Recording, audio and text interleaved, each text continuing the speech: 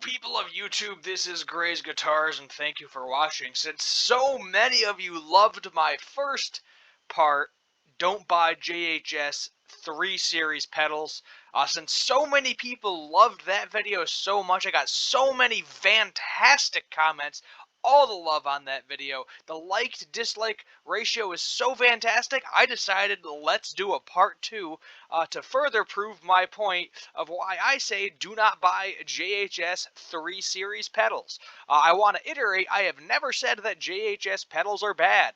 I'm sure these pedals sound perfectly fine, but I still do not see the point of these pedals 3 months after making my original video, which is currently my highest viewed video on this account with 18,453 views and counting right now. The one point I will admit I messed up on in the entire video is I should have looked at the price of Boss pedals beforehand, because they are a little bit more expensive than I personally thought, but I'm going to just break down the components of a guitar pedal in general, show you the pricing of them. I am going to also compare it to Behringer pedals again, and I have another pedal up here as well that I think would do a perfectly good job. This one is the 3 Series Fuzz. I have this page right here. That is actually the overdrive. All of these I'm sure sound perfectly fine. Very basic pedals. I do not like the color because if you buy all of these, because JHS series does make good pedals, I will admit that, but I don't particularly like this series of pedals. And if I were to buy all of these pedals, I would probably get confused on the layout of my pedal board. They're like, oh, a lot of people saying, oh, you can customize it, put stickers on it, blah, blah. I don't put stickers on my pedals. I don't customize my pedals. To me, that devalues them. I want them in pristine condition, you know, original box, because if I go to resell those pedals, or I am a collector, which in some cases I am a collector of certain guitar pedals, I want the original box, the original packaging, the original paperwork, and the pedal to be in original, unmolested condition. No stickers, no paint, no nothing, not unless some famous artist signed it, and then maybe that would actually value it, or like a guitarist signed it, then that's something different. Not if, you know, Joe Schmo comes in with a number 2 pencil and colors it in gray, or something stupid like that. So let's take a look at guitar components, guitar pedal components, I should say, for a moment. So these are PCB boards. So these are boards that regularly go in pedals. I understand I am on eBay, but this is still a general price point, and I'll go to Google and type in guitar pedal PCB board just to show you how cheap these things are. $5, $7, $7, $5, $10, $8, $7, and it continues to go on. And to further prove my point, let's go to Google here real quick. Google Pods. No, I don't care about Google Pods. Let's just do this. Guitar pedal PCB. Go to shopping. And $5, $7. There's a more expensive one. Now you also have to keep in mind JHS is buying these for wholesale prices, so they aren't even paying this amount. They're paying even less than this on these components. We're going to say the price of each one of these PCB boards roughly cost them $5. It's probably less money than that, but that's where we're going to keep it. Now, if we go to housings, a lot of these aluminum housings that I'm seeing range from like $7 to $20, $15, and the one that I think kind of resembles it the most are probably these. This is a 4-pack of them. So whatever 4 divided by 33 is, I'm bad at math. What's that, like $7 a piece? I think probably somewhere around there. So let's do some math here. We'll pull out the old calculator. Let's see, 44. Actually, no, it wasn't 44. What was the price of that? $33. Okay, clear this out. Clear. 33 divided by 4. So that's $8.25. So we're gonna say, yeah, we'll say $8 because we're gonna round that down. Let's clear all of this out, if it lets me. So we got $5 plus 8.25. And then we are going to do pots. So they say they're using expensive pots. I doubt it. You know, there's nothing wrong with no-name pots. And here's a mini pot right here for $2.49 a piece. So we're going to say there's three of these because there's three knobs in here. One, two, three. So if we go back to the calculator, plus 2.50, 2.50, 2.50. Now, next we are going to go to, where's my capacitors? Okay, so there's probably a couple of these in there, dollar a piece. So we'll say there's three, plus one, plus one, plus one. A switch, what's that going to run you? A couple of bucks, plus, we'll say, I don't know, we'll put another $5 on there. Oh, look at that. Look at that. The components of the pedal are probably like $30. You know, you're talking about, oh, they're built in America. You know, oh, somebody's got to build them. Now, I understand, from my understanding, I don't know exactly what the employees at JHS are making, but I've heard they're making, you know, a decent wage. So, for the sake of this, we're going to say they are making $15 an hour. So, let's just add $15 an hour to this, and now you're looking at about $43.75. Now, this could be a little bit higher. This could be a little bit lower. In my opinion, you know, the max amount of, you know, value of the pedal with parts and labor and everything, I don't think it would go over $60 for this thing. You know, they're trying to make these cheaper to the consumer. And I just showed you the price of most of the parts, and most of those parts they're getting for even cheaper, yet again, because they are buying them at wholesale prices. I am just going to exit out a few of these tabs. Let's see, no longer need that one. Okay, so the point is, with all of that right there in front of you, you have the price of the pedal. As I said, max amount would be $60. They're still selling them for $99 a piece. Shipping isn't going to be more than $5. So, you know, 99, let's clear all this out. 99 minus 65. So, I mean, they're making $34 a pop on these pedals, and that's that. Oh, I'm sorry, I said 60. Yeah, shipping. So, they're making $34 a pop on these pedals.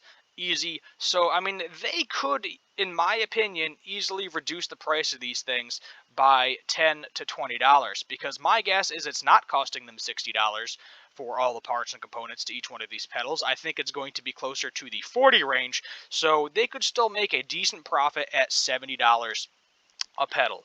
And to further prove my point that I don't see a reason for these pedals. Yes, they're nice metal housings, but let's look at a couple of Boss pedals. So here's your, you know, your standard DS1 distortion and your standard overdrive pedal, and they're literally half the price. Right there. I understand, oh, you're going to be like, oh, there's $153 right there for that. Different pedal, does different things. But there are some Boss pedals, brand new, that run for the $50 range. If you don't like Boss, well, look at this. This is a pedal I bought recently, too. Tone City Golden Plexi. This is a overdrive pedal. Overdrive Plexi pedal, it's more of a Plexi pedal, I guess you would call it, technically. This is like 50 bucks, 60 bucks. So there's plenty of other options that you can get for half the price or cheaper, and you save a lot of money. Now, they have, as I said, they have that really, really cool Bonsai Overdrive. I think that's worth the money, in my opinion. They do have some cool pedals that I think are worth the money. This specific series, I don't see the value for it. I don't see the price point. You know, for me, in my opinion, for a lot of consumers, this is, you know, not a pedal that's worth buying. It's $100, and I can save a lot of money on my pedal board. I can buy both the Boss, you know, distortion and the Boss overdrive for the same price of one of those. So I don't see the point in buying one of these pedals. Now, if you want to get even cheaper, Sweetwater has a sale on Behringer pedals right now. Now, oh, everybody's like, oh, you're comparing Behringer pedals to these. They have a metal housing. Nah, nah, nah, nah, nah. Well, guess what? Behringer pedals pretty much use, I can almost guarantee you, are using similar components, if not the same components that are in those pedals. Now, these are coming directly from China, so that's why these are so dirt cheap. You know, Behringer actually owns the factories that produce the parts to most pedal manufacturers anyway, and they sell to a bunch of different variety of manufacturers. So that's why Behringer can make their pedals so cheap. I understand it's a plastic housing, but you can right now you could have 5 vintage tube overdrives. It's the same exact chip that's in the Ibanez 808. It sounds a little bit different because I will admit that there are parts in this pedal that are cheaper than the 808 pedal, but it's close enough where you can buy 2 of these, have one as a backup. One of these may break at some point in time, and then you got a backup, and you spent less money on 2 of these than you did on one of those. Now, if you're all about supporting the American companies, supporting America, go for it. Go for it. Buy from JHS. Me, I will buy from JHS, but I am never going to buy this 3 Series from JHS because I just don't see the point. I really don't see the point to this series of pedals. You're going to hate on this video too. I really don't care at this point, but I got to show you the facts. I just got to show you the facts. There's the 3 Series. I do love me a Bonsai. I'll be honest. This is I haven't looked at all of their pricing options, but I would love to own the Bonsai one day. But $229 for a pedal for me is kind of steep. I have personally bought all of my pedals used. The pedals, I'm going to tell you the pedals that are currently on my board and the prices that I paid for everything. So I currently have a Vox Wah on there that I got for $30. I have a Boss OD1X. That was a Christmas present. I didn't actually pay for that particular one. I have a Hall of Fame Reverb that I paid $50 for. I have a Nano Clone. I bought that used in box. I believe that was $50 as well. The Golden Plexi, that was about $50 as well. I have an MXR Script Phase 90. I got that for, I think, $40, if I remember correctly, off of eBay used, because someone drilled a small hole in the side of it. It's not a vintage one, don't worry. They drilled a small hole in the side of it so that way you could attach like a power supply to it as opposed to just battery powers. And the last pedal I have on my board right now is an ISP Decimator. I think that's the most money I paid for a pedal. I believe I paid $70 for that because that's a $150 pedal new. So those are all the pedals on my current board. I use Ernie Ball patch cables, 2 sets of those, so there's $20 a piece right there. I will admit the one Behringer pedal I had on my board, which was the tube overdrive, broke. I did have that on my board at one point in time. Unfortunately, I am a large man. I stepped on it. I broke it. It was $20. I know. I think I actually. Let me clarify that. I bought it used, so I probably didn't pay more than $10 for that pedal. I either bought it used or a guitar teacher or something gave it to me. So it really wasn't. I don't really care. And for $20, I can just pick up another one whenever the heck I want. But it's like, oh, you're poor, you don't have any money. I do have an okay amount of money. I'm not rich by any means, shape, or form. But I'm semi well off. I guess I'm not going to tell you how much I make in a year. We're not getting into that part of it. But I always buy used gear. That's where I save my money because I don't like putting loads and loads of money into gear. How I do it is I want to either be able to make money if I ever have to get rid of that gear or at least break even at the very least. That's how I do every single guitar type of item I buy.